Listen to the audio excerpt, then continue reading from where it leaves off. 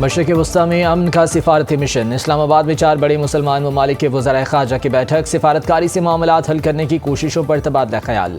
پاکستانی وزیر خارجہ اسحاق ڈار، سعودی وزیر خارجہ فیصل بن فرحان، ترکی کے وزیر خارجہ حاکان فیدان اور مصر کے وزیر خارجہ ڈاکٹر بدر عبدالعاطی شریک تھے۔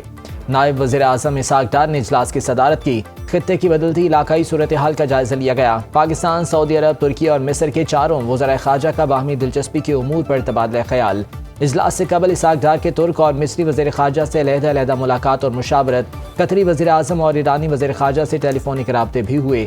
امریکہ ایران کشیدگی ختم کرانے اور جنگ بندی کے لیے پاکستان ثالث کے طور پر کردار ادا کر رہا ہے۔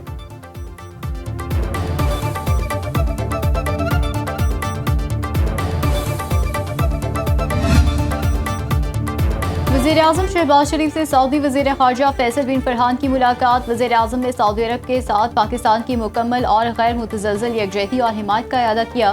انہوں نے موجودہ بحران کے دوران سعودی عرب کی جانب سے تحمل پر مبنی اقدامات کو سراہا۔ وزیر اعظم نے مسلم امہ میں اتحاد کی ضرورت پر زور دیا۔ موجودہ بحران کے دوران پاکستان کی وسیع سفارتی کوششوں سے سعودی وزیر خارجہ کو آگاہ کیا۔ جاری اعلامیے کے مطابق وزیر اعظم شہباز شریف نے کہا کہ پاکستان ہمیشہ سعودی عرب کے شانہ بشانہ کھڑا رہے گا۔ وزیر اعظم شہباز شریف نے خادم الحرمین شریفین شاہ سلمان بن عبدالعزیز اور ولی عہد محمد بن سلمان کے لیے نیک تمناؤں کا اظہار کیا۔ ملاقات میں نائب وزیر اعظم اسحاق ڈار، مشیر قومی سلامتی لیفٹیننٹ جنرل عاصم ملک بھی موجود تھے۔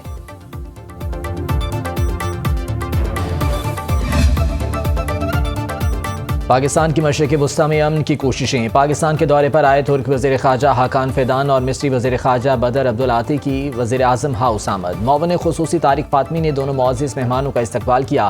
وزیر اعظم کا امریکہ ایران ثالثی کے لیے سعودی عرب، مصر اور ترکی کی کاوشوں کو سراہا۔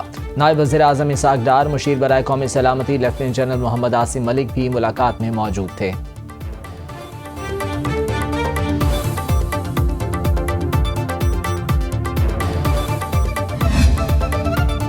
آبنائے ہرمز سے پاکستانی پرچم بردار مزید 20 جہازوں کو گزرنے کی اجازت مل گئی۔ نائب وزیر اعظم اسحاق ڈار نے ایکس پر پیغام میں لکھا، اب روزانہ 2 پاکستانی پرچم بردار جہاز آبنائے ہرمز سے گزریں گے۔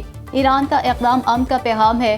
امریکی صدر ڈونلڈ ٹرمپ نے اسحاق ڈار کا ایکس پیغام سوشل میڈیا ٹروت پر شیئر کر دیا۔ اسحاق ڈار کا ایرانی وزیر خارجہ عباس اراغچی سے ٹیلی فونک رابطہ، خطے کی صورتحال پر تبادلہ خیال۔ دونوں رہنماؤں نے دیرپا امن کے لیے مذاکرات اور سفارتکاری کو واحد مؤثر راستہ قرار دیا۔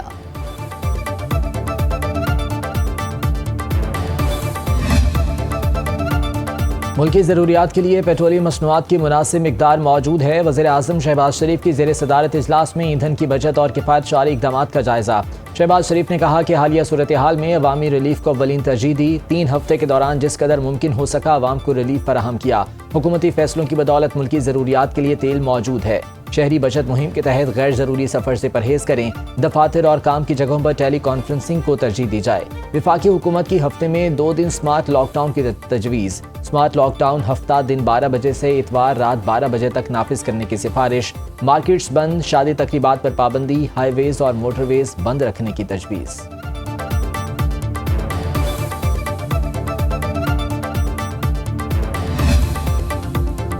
روس نے 1 اپریل سے پیٹرول برآمدات بند کرنے کا اعلان کر دیا۔ ابتدائی طور پر اطلاق 31 جولائی تک نافذ رہنے کا امکان۔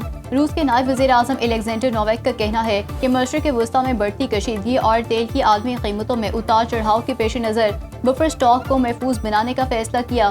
مقصد روسی صارفین کے مفادات کے تحفظ کو یقینی بنانا ہے۔ توانائی بحران کے دوران روسی فیصلے سے عالمی تشویش میں اضافہ۔ روس تیل پیدا کرنے والے دنیا کے سب سے بڑے ممالک میں سے ایک ہے۔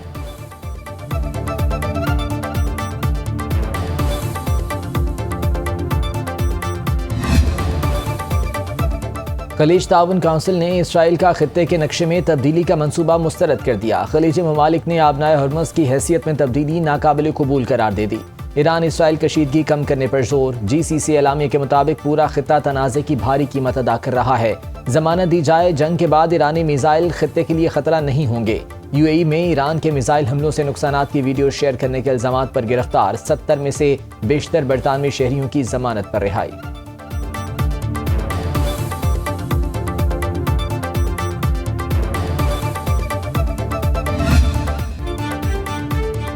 सऊदी की प्रिंस सुल्तान एयरबेस पर ईरानी मिसाइल हमलों में अमरीकी सर्विलेंस त्यारा तबाह, E3 की तबाही की तस्वीर और वीडियो सामने आ गईं।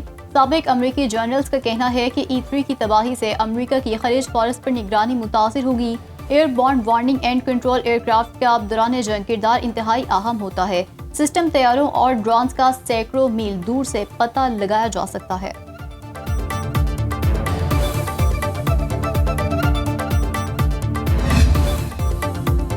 ईरान के इसराइल और खित्ते में अमरीकी अड्डों पर हमले। ईरानी बैलिस्टिक मिसाइल हमले के बाद इसराइल में बेरस सबा के करीब सनती जोन में शदीद आग भड़क उठी। ईरानी पासदारान इनकलाब ने उर्दन के अज़्ज़र्क एयरबेस पर अमरीकी फौजी साजो सामान को ड्रोन से निशाना बनाया। कुवैत के बोबियान जजीरे को निशाना बनाया गया। अमरीकियों और सेहूनियों के इज्तिमा को टारगेट किया। अहम अस्करी तंसीबात को निशाना बनाने का दावा। कुवैत के इंटरनेशनल एयरपोर्ट पर ड्रोन्स गिरने से आग भड़क उठी। ईरान के बहरीन में अल्मोनियम तंसीबात पर हमले। तेहरान यूनिवर्सिटी पर हमले के जवाब में अमरीकी और इसराइली यूनिवर्सिटीज़ को निशाना बनाने की धमकी। जवाबी कार्रवाई में तलबा और अमले को 1 किलोमीटर दूर रहने की वार्निंग। मीडिया रिपोर्ट्स के मुताबिक ईरान ने NPT से अलग होने पर गौर शुरू कर दिया। इक़दाम का मकसद अमरीका और इसराइल की जासूसी से बचना है।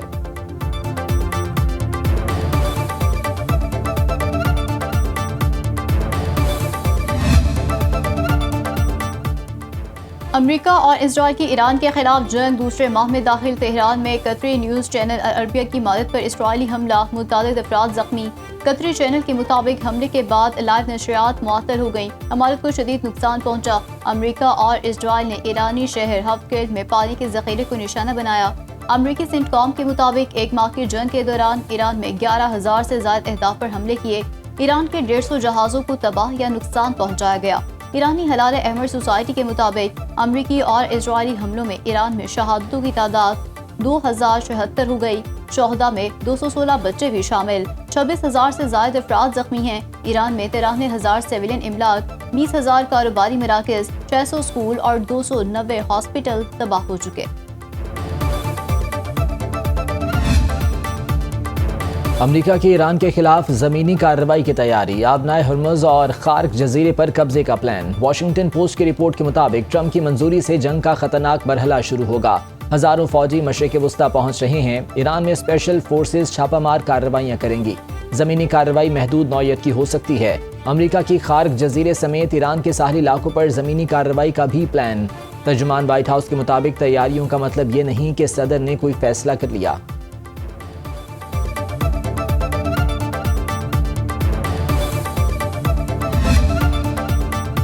ईरान पर कंट्रोल हासिल करने के लिए अमेरिका को 10 लाख फौजियों की जरूरत होगी। मिर्तवानी अखबार में शाह मजमून में कहा गया, माजी की जंगों ने ये सबक दिया है कि ईरान जैसे मुल्क में सिर्फ चंद हजार ज़मीनी फौज भेजने की बात दरअसल एक गैर हकीकी और खतरनाक सोच है।